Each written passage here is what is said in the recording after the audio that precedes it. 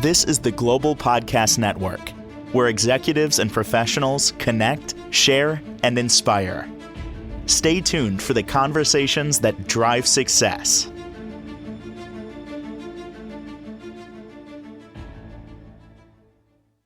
And welcome back, everybody. I saw this statistic recently, and it's in line with the same stat that I've seen over years. And this was 88% of the things that we worry about never happen, never materialize. We worry for nothing. And that a lot of times comes in play with things that we're dealing with. Challenges, you have let's say a situation, and you're worried about how it's going to turn out. But it usually doesn't turn out that way anyway. You worry about it for nothing, essentially. I want to dig into that today. Call it creative problem solving. Call it, looking at things differently when you are challenged and how things a lot of times work out. Why is that? She offers much help in the psychotherapy area, helping people have realizations, transform their lives, move their lives forward. Dr. Hadass Harel is back with us. So great to have you back. How are you doing today? I am good, and I just want to say, Steve, it is so good to see you. Um, and You you are too. so right. And one thing that I wanted to reflect on today is that so often when we are fussing with something and it just won't let us just rest at all, we find that the same thing from a different angle is just disturbing so many of us at the same time, Hmm. uh, in a different way. But as we really are working on something and it doesn't let us sleep at night, and I have a lot of clients, and lately I have more clients than usual because people are just dealing with impossible situations, but different narrative, same problem.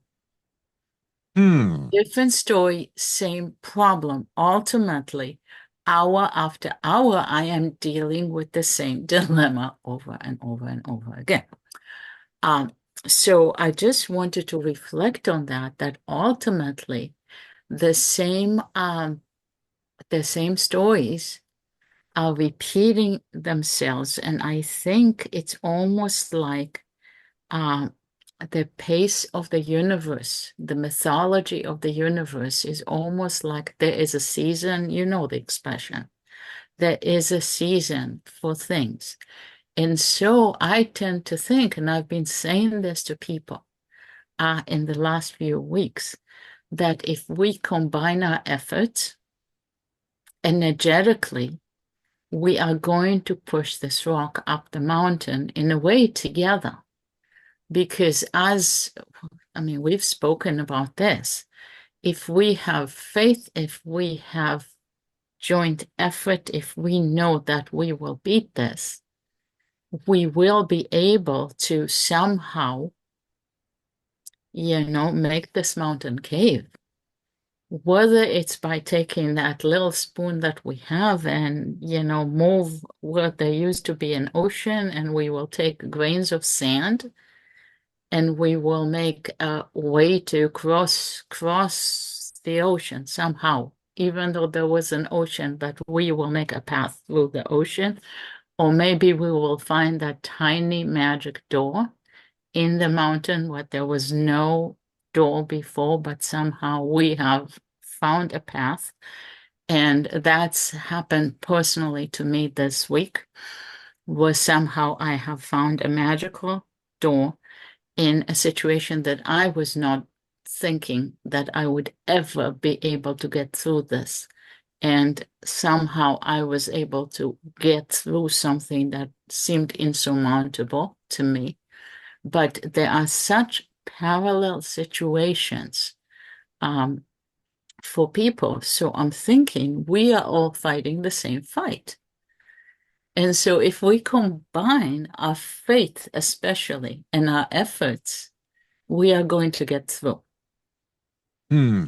Do you feel that many of us are dealing with a lot of the same situations, and there's different aspects to the situation, But we think we're alone in it, but we're not. And that is part of the problem. Hmm. We're dealing with the same situation and we're dealing with loneliness, aloneness, and hopelessness. And hopelessness immediately makes us feel alone. Yep.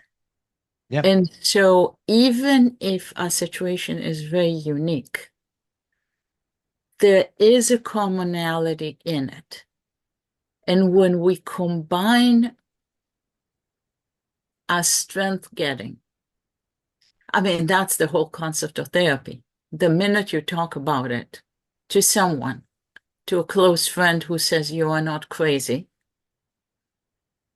to someone who supports you and says, well, you deserve to be supported in this, to someone who strengthens you, to someone that gets you peace of mind somehow, that tells you, okay, but you do have to breathe because if you don't respirate through this somehow, you will fall over, you will just pass out. Hmm. Well, yes, because many times anxiety ensues from these situations of you worrying, well, how's it going to turn out? Well, what if that? And we don't even, we shouldn't, but we do worry about it. All of us included.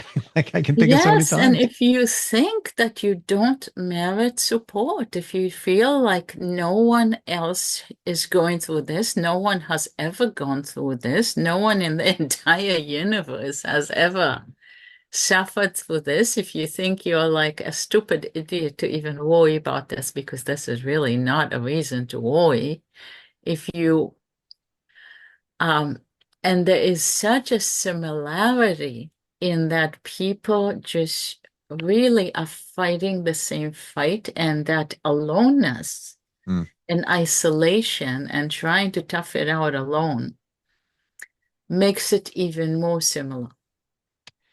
There has been reports that the alone and loneliness through all ages is at an epidemic level right now. Absolutely. You are so right. And that is the real epidemic because yes, people have tangible, real issues. But the tangible, real issues just expand so much when you don't reach out. Hmm. And you deserve to not be alone. You really deserve to be supported in this. Even if you think that it's small, even if you think no one cares, in reality, I mean, we care, right? We all care. That you're not alone. Everyone cares. Everyone cares. It matters in the greater scheme of things. Um, Whether you believe it or not, the universe is full of um, just human and beyond human, and even whether you believe in this or not, your ancestors care, your community cares. People you don't even know yet Hmm. care. There are circles of people who are going through the same thing. And the minute you just say one thing about it, they will be like, just me too. I'm going through the same thing. Um, Stress and trouble is a lot like, the shape of spoons in a drawer. They just fit. And you can bend one spoon, but there's no way you can bend three. You hold spoons together, that is a force. They're like spoon, spoon, spoon. That Yep. is a bulk. Yep. And that's just the way it is. So when you feel you are in trouble, you just have to say something about it. Other people will join you. And that is just the truth. Now you mentioned that you were trying to solve a situation recently and it was challenging you. And in the end, it all worked out it sounds like in your favor. What was going on there? Well, I mean, this is really funny, but I had money I couldn't get out of the bank because I had made a deposit, not even pulled money out, but I had made a deposit into Fidelity. I don't mean to badmouth them, but I made a deposit into Fidelity out of a crypto wallet. God help us, a crypto wallet. Haven't gotten there yet. Oh, and I'm a techie. Crypto is like I'm afraid to. very bad. I deposited $200. Giant amount, yes? Okay. Very frightful. Now, this is possible in some states, not possible in other states. $200 because they told me this is how you make it possible to get money in and out. I followed exactly what they told me. That being said, in Massachusetts, it's possible. I did what I was told immediately. They started a fraud investigation on me, which meant I lost all access to my money in Fidelity. They Oh, froze my money. Now, I am really funny because I don't keep my money in a regular money market account because I think that's like keeping money in your mattress. So I became unable to touch my money.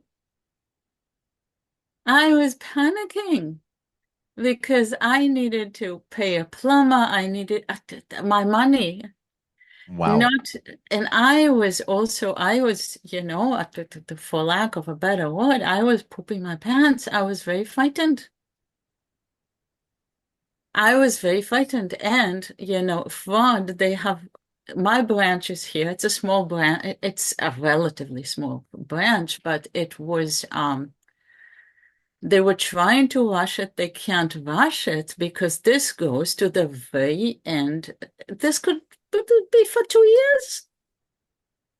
So Wow. I outsmarted them because there was a section there that was from an old job, and I was able to get money out of there. But it took me being really smart, and it took me almost a month of figuring this out. And so even though there was ban on my money, because I needed a small amount of money, but I couldn't get it out. I recall you talking about this.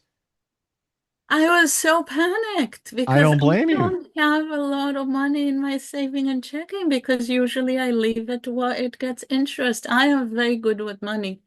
Like most people who grew up like a scrub. I mean, I grew up like a scrub. I grew up, working in like nightclubs and like being poor. And so I am very good with money. And I also don't tolerate stupidity well. This is stupidity. You want to investigate me, but Give me my money. don't grab my money. Don't have Wow. my money. So I can't access it, especially when I really didn't commit a crime, because I don't.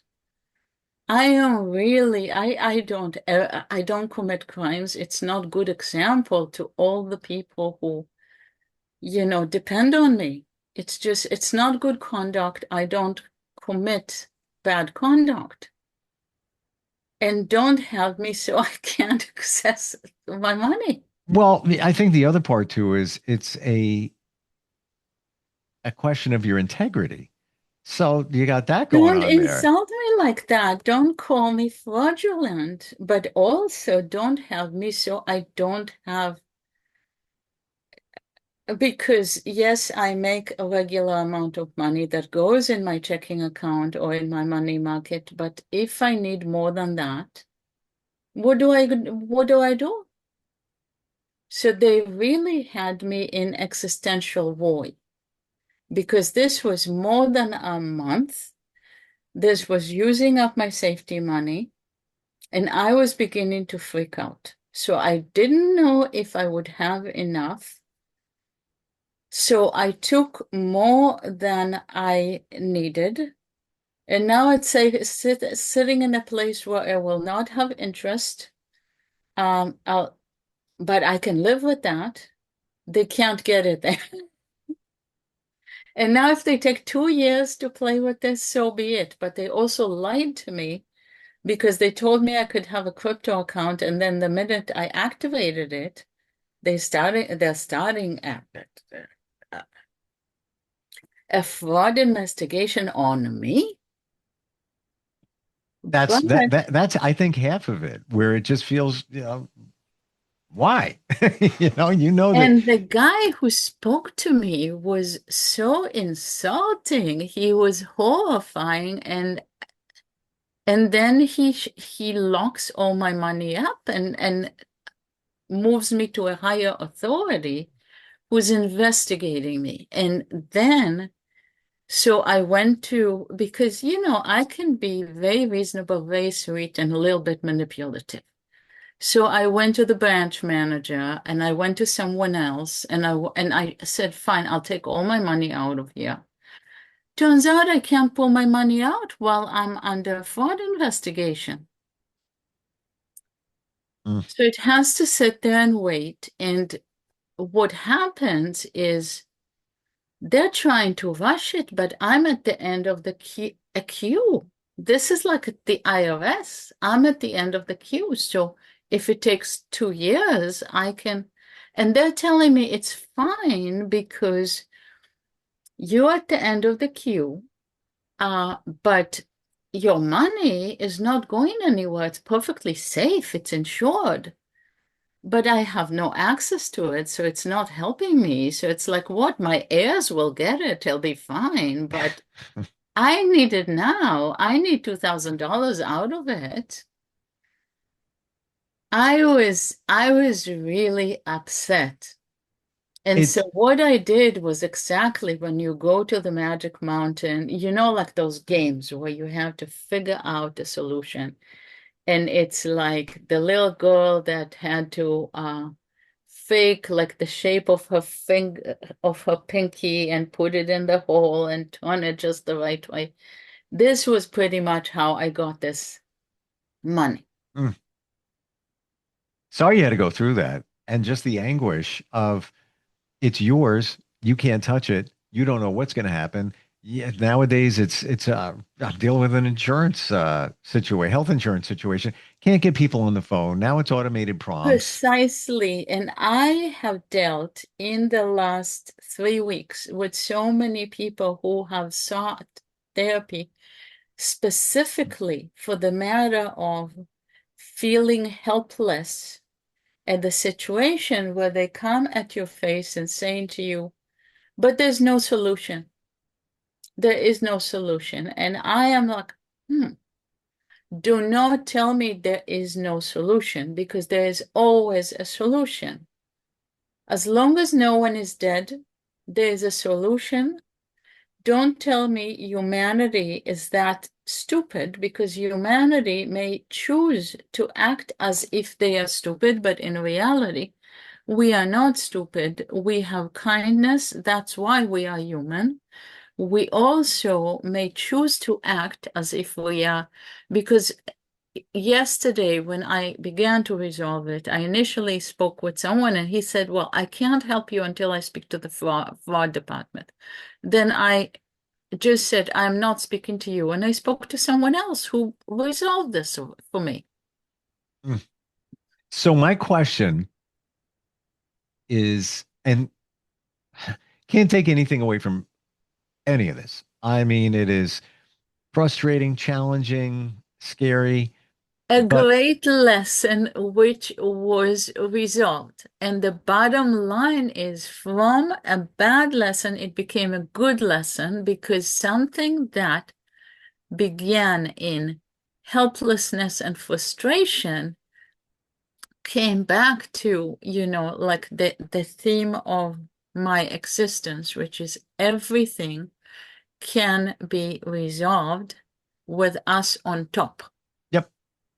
Totally agree. And massively agree with there is always a solution. Might not be the answer that everybody wants, There but is always a solution. There's always healing and recovery. We may be exhausted for a time. We sleep, we get up in the morning and we say, yes. Maybe, I mean, right now, I took almost 3 times what I needed. So I may have a tax bill, but I know a lot about what to do with tax bills. So I will get my taxes back. oh, And you if know, not, I'm willing to pay it. and this is the painful part to say this. There, there's always a solution, but there's also a lesson in everything. And I just almost don't want to say that, but it always comes up to be that way, that there's a lesson in it. You're talking about the lesson. I had situations recently, business connected, where um, I trust, and it turns out, me doing most of the work, that wasn't the plan. And I had a situation where I had to dissolve something and I was worried Precisely. about it, but it actually swung back in my favor. And exactly what you're saying right now, I ended up getting some clients, and I only take on clients if I'm the right person for them and if someone else would not be a good fit. Because if someone else can be a good fit, let them go work with them because I only have so much time. But so I had a great conversation with a client before I came here about exactly about that. We always get a lesson. It may not be the lesson that we wanted, but a great lesson sometime is that if we do more work than the other person, if it's not at the very least equal, then unless we get something out of doing that work, then maybe next time we should not collaborate with this person. Yep. Right? I And mean, I think wasn't that part kind of it of, too is expectations, setting the expectations where you just assume everybody's on the same page in a lot of different situations, but many times not. And my lesson in the last year, always get it in writing. You could be best friends, whatever. I'm good with a handshake. Not everybody else but pilots that way. sometimes there should be a contract that at least with ourselves to state our expectations for ourselves. Yeah. Because sometimes we think we are very fluid in our expectations, but we need to state for our own selves what our hopes are in a given situation. I Even agree. if it's hopes and dreams, as opposed to we have an inner contract about a given situation involving another human. And to your point, many times, I mean, we may think what we want, but it might not be just What that we indeed really want. And unless, sometimes we are funky about a situation, and then we say to ourselves, but in reality, I had a hope, dream, expectation that I didn't realize. And that's why I'm a little crooked in my heart about my interactions with this, because I actually hoped for something different. So, what is coming out in the equation here that is not satisfying to me, we're out right? of time. We're out of time. I am Um, so sorry. oh no, all good. We are I, babbling along, I, enjoying our interaction here. I'm so See, happy that even though it's not in writing, we really come out equal, I think. I agree. And on In this, my heart, we are always equal in that we get and give, I think, good interactions. and understand, I can feel the angst that you were feeling, not to the same degree, but I get it in terms of not being able to access your hard-earned money. Um, I'm so thankful that that resolved and you got it back. And And a wow, good conversation is so helpful to humans. And I think one of the things that we model to people and they learn from us is good conversations. Mm. I think we teach people how to converse. I mean, honestly. Well, teach, there's the lesson once again. Show us how we find you. Somebody's got some things going on. Maybe they want to see if you might be a right fit when it comes to therapy. How do they do that? I'm at 508-631-7649, either at WhatsApp or in regular phone. And also here, now we sometime will be taking calls. It's also a great way to just reach out to you and you can connect us. And I'm also at BetterHelp, which is a therapy service which serves people all over the country. So they can just look it up and they can hook them up with me. Thank you for today. And by the way, instantfeedbacksteve@gmail.com, another way to reach us. You Exactly. can always keep it anonymous too. And I'm feeling next week we'll take calls in real time. Thank That you. sounds Thank you for terrific. your insight and gotta have hope too. You don't want to with all of Exactly. this. That's a good one. It was so good seeing you, Steve. You too. All right, Hadass. We'll catch up soon. This is the Global Podcast Network, where executives and professionals connect, share, and inspire. Stay tuned for the conversations that drive success.